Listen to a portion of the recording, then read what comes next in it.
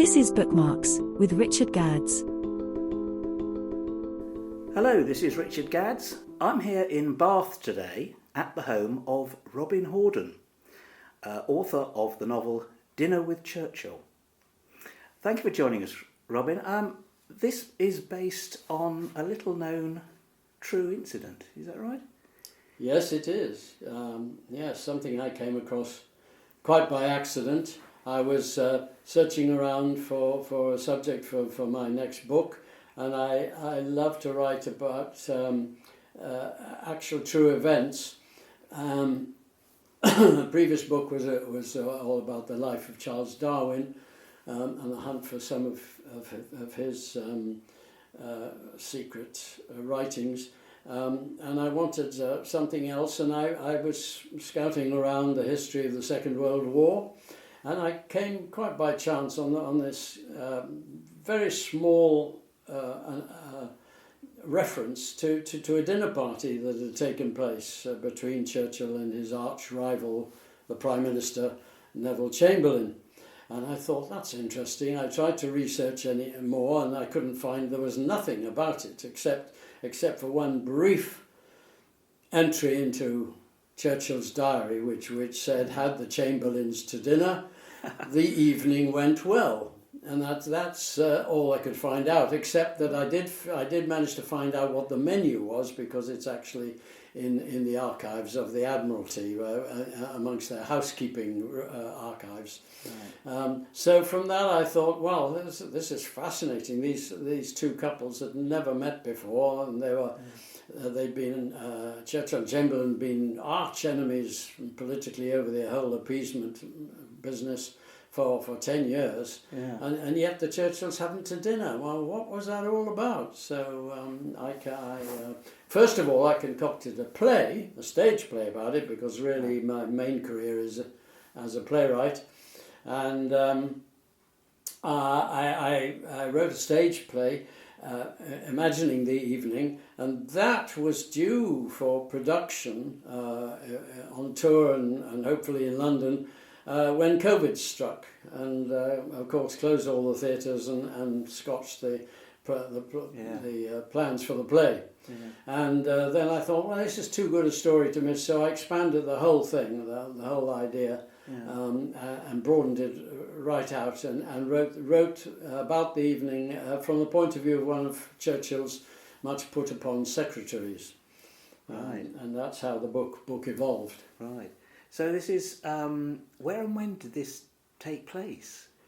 This incident took place only 6 weeks into the start of the war. Oh, right. Hitler had obviously taken over Czechoslovakia and then invaded Poland, and that finally persuaded Britain to declare war on him, along with France. And of course, completely scotched all Chamberlain's attempts to appease Hitler and to come to an agreement with him, famously over this letter of agreement that he came back from Munich in supposed triumph on a few months previously, waving this great letter of appeasement, of agreement with Hitler, which of course meant nothing at all.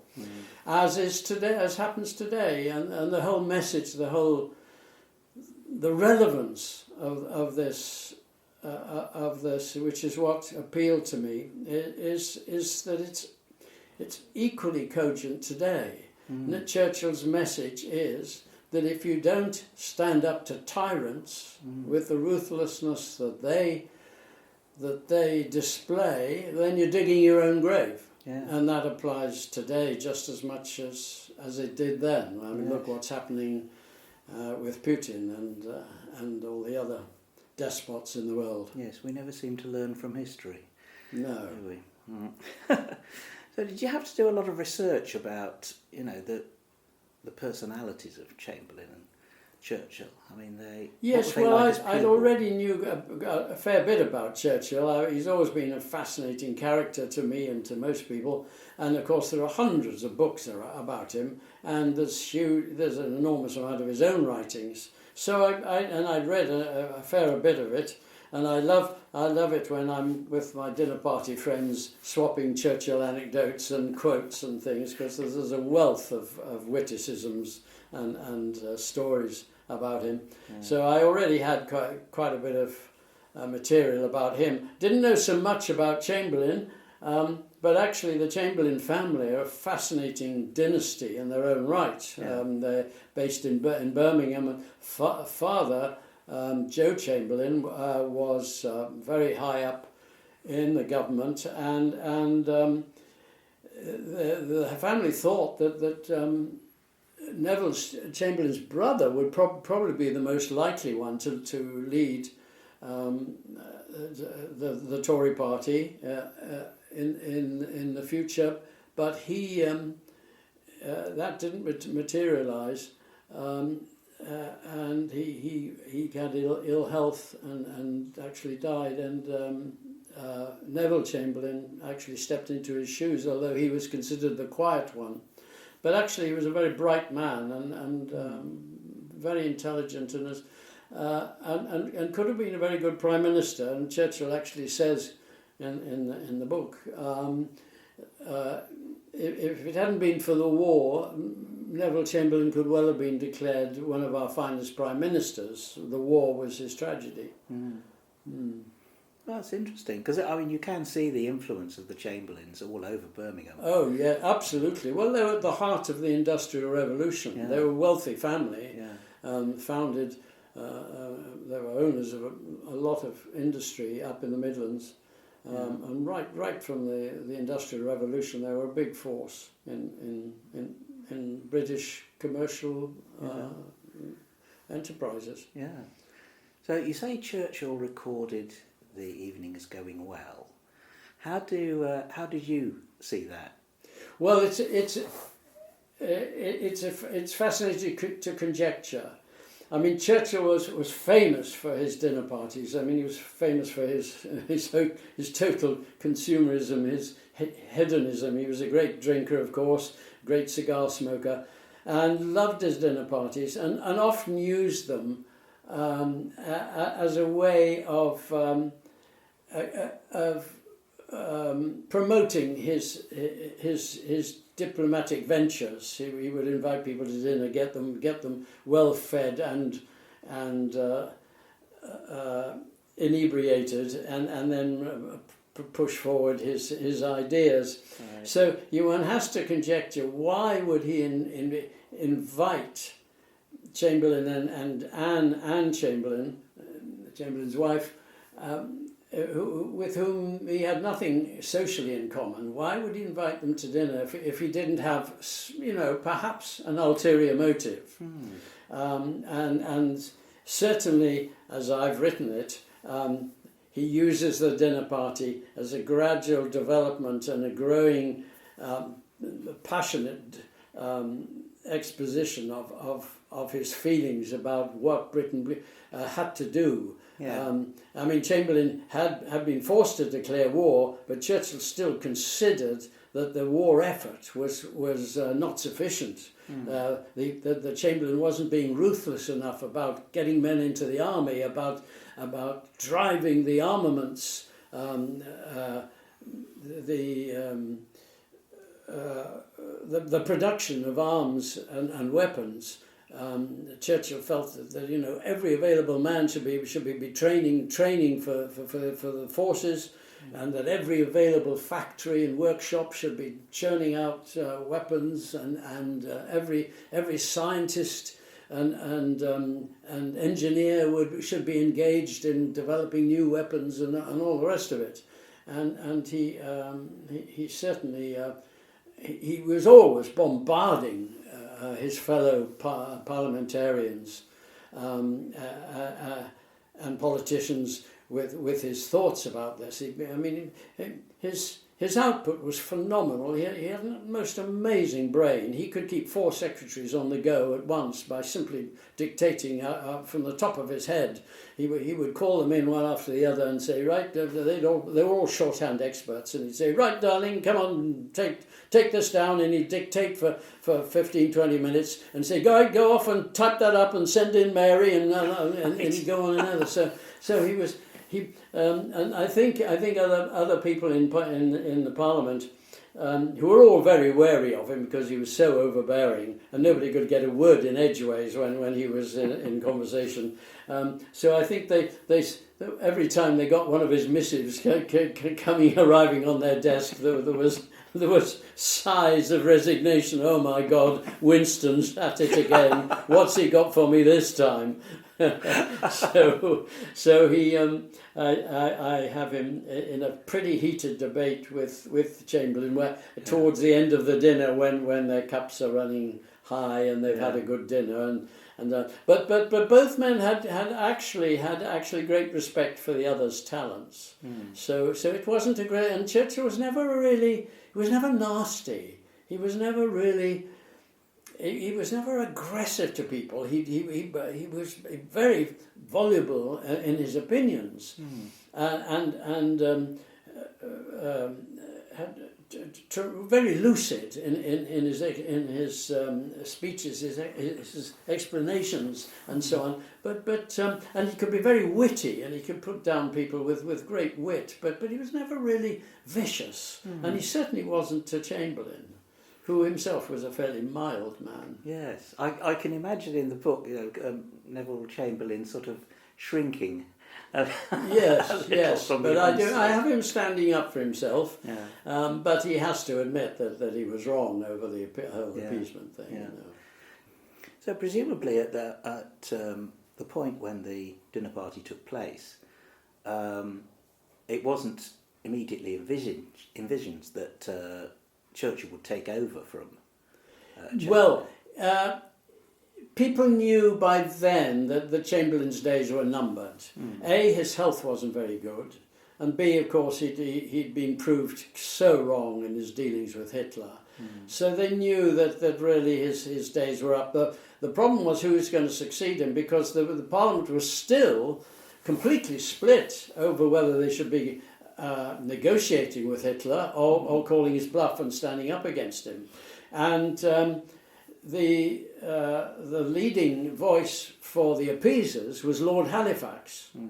And it was 50-50 as to whether Halifax or Churchill would take over.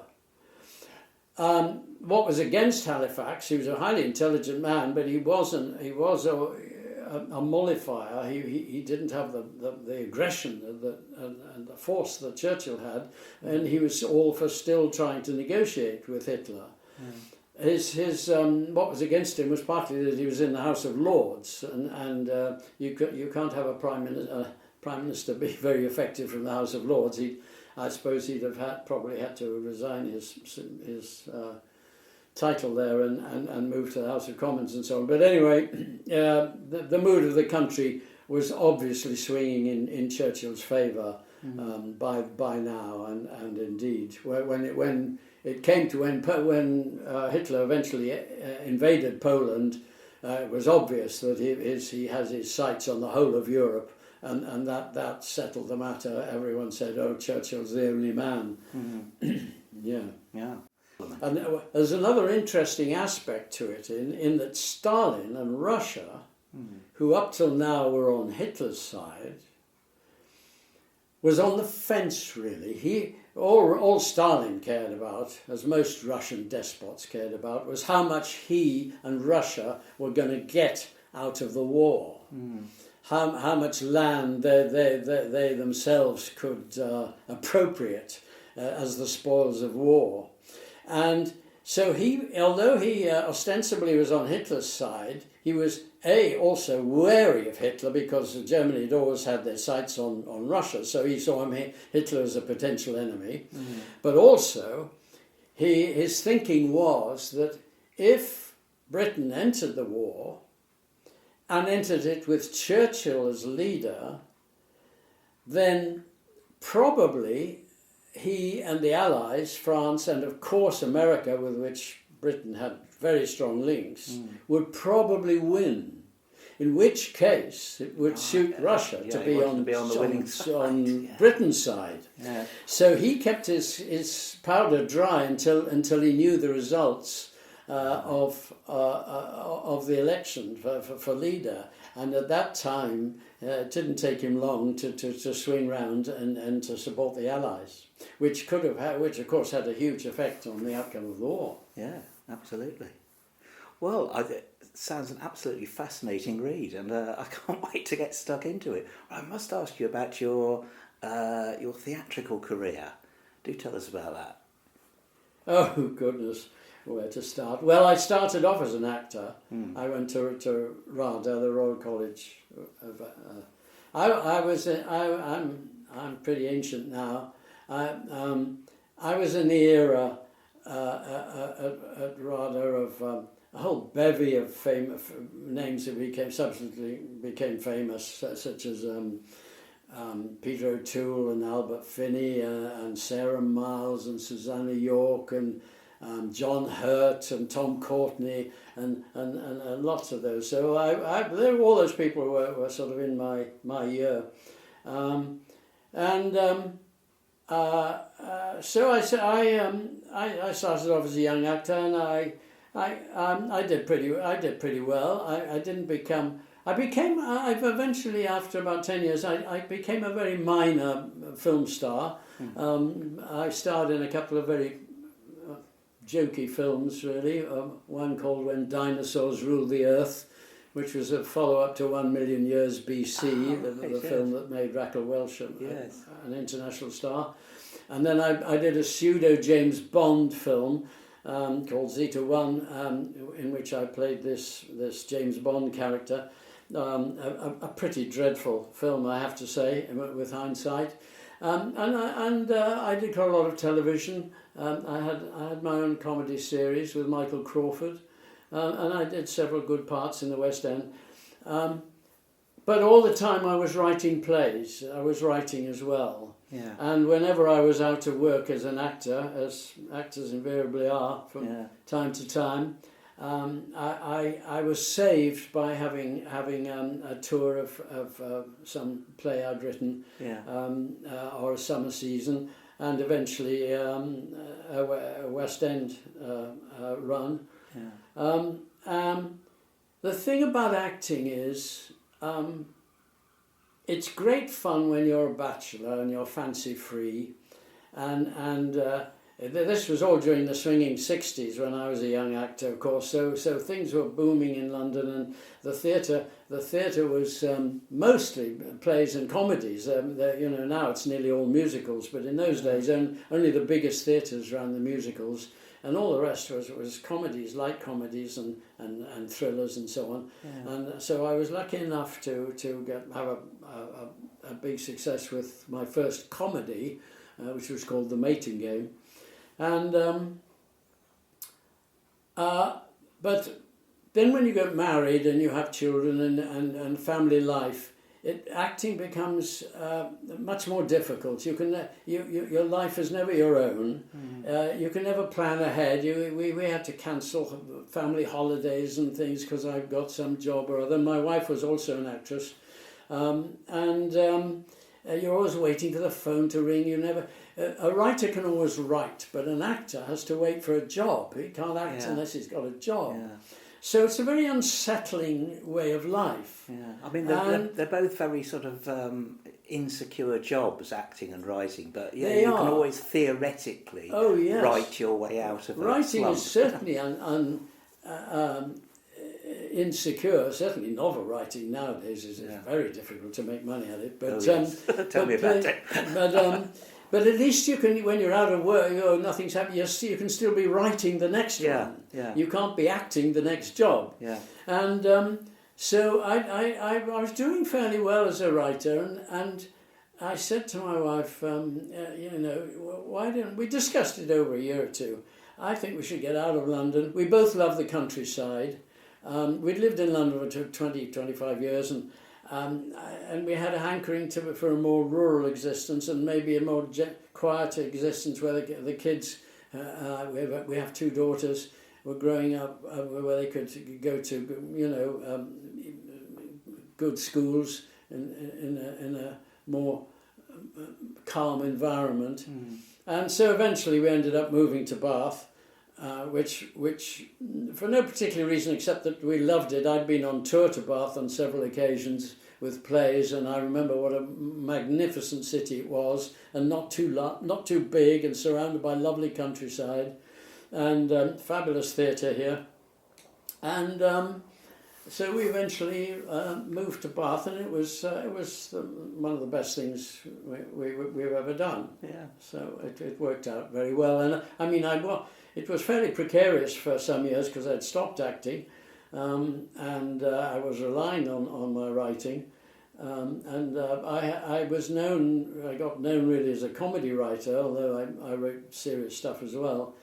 But we kept going, and then an extraordinary thing happened, which brought me straight back into the middle of the theatrical maelstrom, I might say. After we'd moved to Bath, we sort of got involved just for fun, really, in some fringe activities. We put on a couple of lunchtime shows in the local fringe theatre there here in the centre of town and so on. And we discovered there were quite a lot of actors and theatre people actually living in Bath, and then we got together a group and we started this, and it gradually evolved into being Bath's fringe theatre, because the famous Bath musical festival we'd been going a long time, but it was rather sort of snobbish. It was all classical music and rather elitist. And I'd always felt, why hasn't Bath got a fringe theatre like the Edinburgh Festival has, where lots of more less conservative events can be happening, and that developed into what is now the very flourishing Bath Fringe Festival, and that led to me being offered the running of the Theatre Royal Bath, which was an extraordinary thing. The Theatre Royal Bath is one of the most beautiful theatres in the country. It's a Georgian theatre. A Matcham theatre. It's quite exquisite, but it was falling into some decay. It had been a wreck for many years, and then it became a touring theatre. It was owned by one family, and of course money was always short for such places, and it was becoming more and more decrepit. And then one week, I think one of the ballet companies was visiting, and they had brought a huge set with them, and the stage collapsed. While they were doing their dress rehearsal. So the theatre had to be closed. A great debate started with the city council as to what to do with it, because and whether to rebuild it totally or save it by reconstructing it, or destroying it, or pulling it down and putting something else in their place. Well, the city council voted to actually said, we can't afford to restore it. We'll pull it down. Well, there was a huge outcry, and a city benefactor, a very wealthy man called Jeremy Fry, of Fry's Chocolates, put in some money to buy the theatre and then raised the money to restore it. And this was all while we were just moving to Bath. And then so the theatre opened to huge fanfares after 2 years closure and restoration. Jeremy Fry got his great friend Princess Margaret to come and reopen the theatre, and the National Theatre came with the first production of Midsummer Night's Dream, starring Paul Schofield, and it was a huge affair. And this truly stunning theatre was in its glory days. And however, they didn't have a very good management at that time, because there hadn't been anyone running it for several years. And the chairman approached me and said, would you like to run the Theatre Royal? And I said, good Lord, no, I don't run theatres. I'm the other side of the footlights. And he said, well, I think you know all the London managements and things, and you could do this. And I hesitated he said, oh, go and think about it for a weekend, talk to your wife. And so we discussed, and I thought, well, I'll never get offered a job like that again, running the most beautiful theatre in the country. And furthermore, it's the first time I've been offered a salary. I've never had a salary in my life. Yeah. And my wife's eyes lit up. You mean we get a monthly salary? So from there on, the die was cast. Yeah. And so I took over the theatre. And we had the most amazing couple of years. I was close to a London management called Duncan Weldon, who made his speciality was bringing aging Hollywood stars over to England, whose careers in the film on the screen were declining, putting them into classic plays, and touring them for as long as he could. On tour in England, because touring is where you can make certain money before the critics got to you, and then bringing them into London and so he wanted to offer Bath as their opening date to persuade the stars to come to this beautiful city, beautiful theatre, stay at the Royal Crescent Hotel, and then go on to lovely Brighton and wonderful Edinburgh and so on. And in the first year or two, we had a succession of stars in wonderful plays. We had Charlton Heston, we had Lauren Bacall, we had Deborah Kerr, we had Peter O'Toole, we had Anthony Hopkins, Liv Ullmann. The list went on, and of course the queues to the box office were down the street, and so it was a wonderful period of the theatre. But I did that for about 3 years, and then it was very exhausting. And I didn't have time to do any writing and so on. So in the end, I got a very good team around me, and I handed it over to somebody else and got back to my writing desk. You must have to approach that sort of work from a very different angle when you're approaching it from the kind of the production angle rather than the acting. Yes, well, you see, the theatre, a lot of people don't understand that there are producing theatres, which are the reps, like Bristol Old Vic and various reps in the big city centres, and there are touring theatres. And Bath is a touring theatre, which means it doesn't produce its own shows, it brings in shows. Right. Either shows that are on their way to London, or that have been a success in London, and the management say, we'll take this out on tour, on its reputation.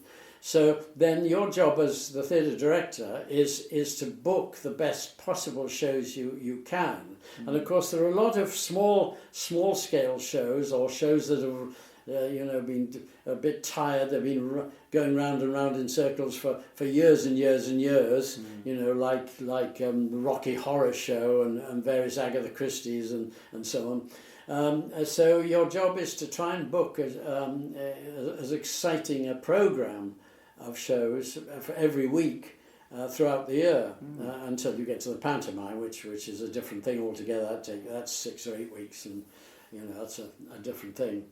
But I did start in a small way a production company to start producing our own shows, which has grown over the years and is now, and under the present director of the theatre, Danny Moore, is now a big business. He's developed it into a really very successful production company, which produces probably a dozen shows a year, and often very good, and they often go into London themselves. Right. Yeah. Well, Robin Hawdon, thank you so very much for speaking to us today. It's been absolutely fascinating. Well, it's been a great pleasure. Thank you very much indeed. And that's it for tonight. That was Bookmarks with Richard Gadds. For more, visit www.richardgadds.co.uk.